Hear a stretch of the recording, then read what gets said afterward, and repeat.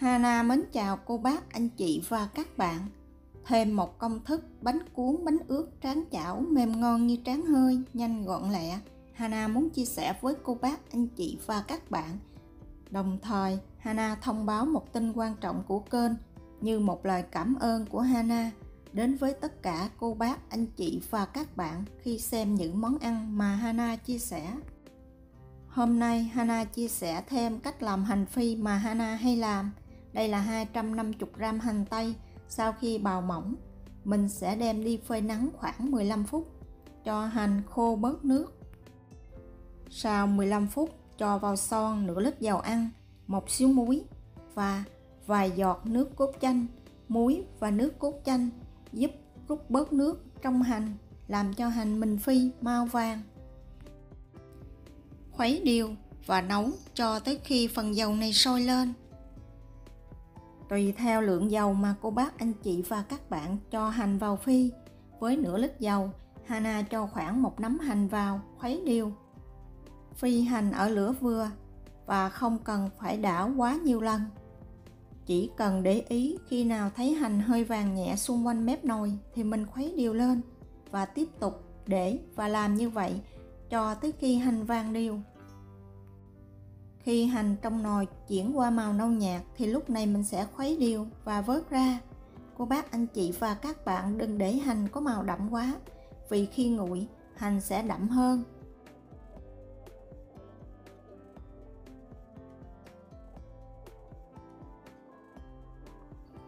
Vớt hành ra ngoài cái rây, sau đó tràn đều ra và để cho khô dầu. Tiếp tục cho phần hành khác vào, làm như vậy cho tới khi hết số hành mà mình có.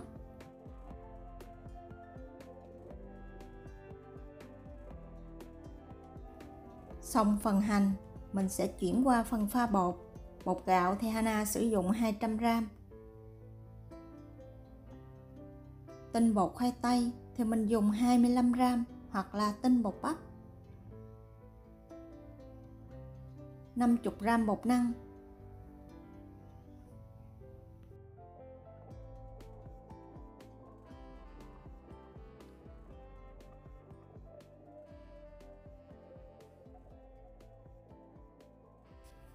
Đây là 400ml nước, mình sẽ cho vào 1/2 khoảng 200ml, khuấy đều cho tới khi bột có dạng hơi sệt lại.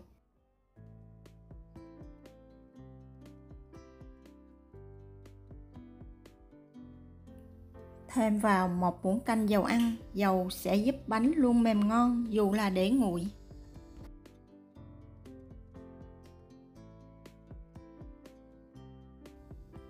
Sau khi trộn đều phần bột và dầu xong, mình mới cho hết phần nước còn lại vào, khuấy đều để qua một bên.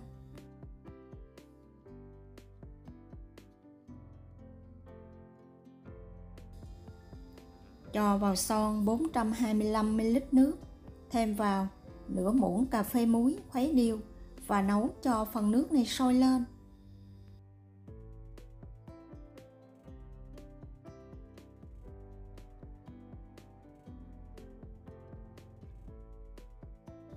Khi nước sôi tắt bếp, cho từ từ vào bột, vừa cho vừa khuấy.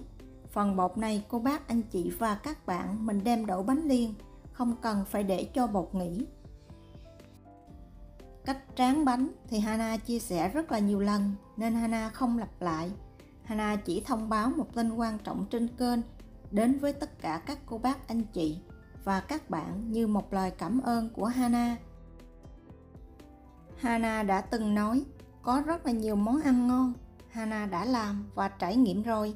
Hana muốn chia sẻ với cô bác, anh chị và các bạn nhưng không đủ duyên để làm clip nên Hana sẽ chia sẻ công thức miễn phí. Lúc trước Hana có chia sẻ trong tab cộng đồng nhưng Hana thấy rất là ít cô bác, anh chị và các bạn nhìn thấy phần thông báo đó. Nên từ nay về sau Hana sẽ chia sẻ những công thức này trong phần bình luận dưới những clip mà Hana chia sẻ món ăn. Bắt đầu trong clip này, Hana sẽ chia sẻ món kim chi Hàn Quốc mà Hana được trải nghiệm và thử rồi, rất là ngon. Công thức vô cùng đơn giản và dễ làm, thích hợp cho tất cả các cô bác, anh chị và các bạn ở mọi miền đất nước. Có thể với Hana ngon, nhưng cô bác, anh chị và các bạn không cảm thấy ngon. Nếu cô bác, anh chị và các bạn có công thức nào ngon hơn cách làm của Hana, nhớ chia sẻ để Hana trải nghiệm với nha. Cảm ơn cô bác, anh chị và các bạn rất nhiều. Nếu cô bác, anh chị và các bạn thích những gì Hana chia sẻ, nhớ cho Hana một like, một bình luận và một đăng ký để kênh của Hana được tiếp cận với nhiều người. Hana cảm ơn cô bác, anh chị và các bạn rất nhiều.